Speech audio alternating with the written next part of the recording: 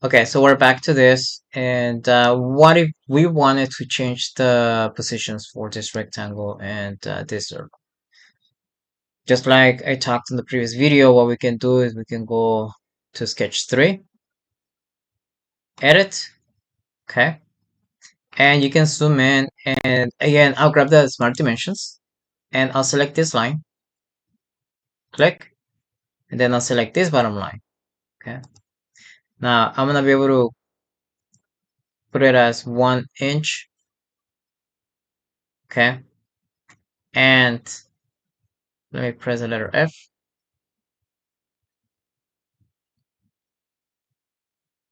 I want this to be,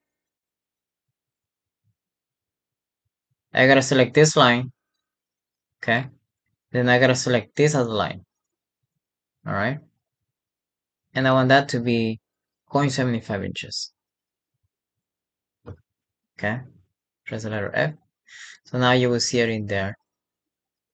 Once I select this check mark, you will see the hole going through it, okay? There you go. I'll do the same thing for this circle right there. So what I'm gonna do from this drop down menu, right click, okay, edit sketch. And in this case, I need to select the center. Notice how I'm selecting the center of this circle, okay? And same thing, I'll select this line, this vertical line, and I want this to be 0.75 inches as well. And I'll go back to the center of this, and now select the bottom line, okay? Now I need you guys to realize something. This here, it's telling you that that's going to be the distance from the center to this bottom line.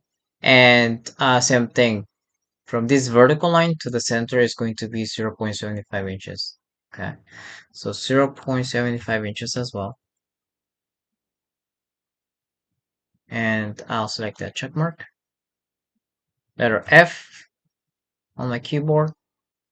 And now I have this. Okay, so we have just covered creating a cube from a 2D sketch, extruding it, adding a circle as a cut, and adding a square as a cut. Then we went ahead and we actually restricted the position to which we actually wanted those holes to be at.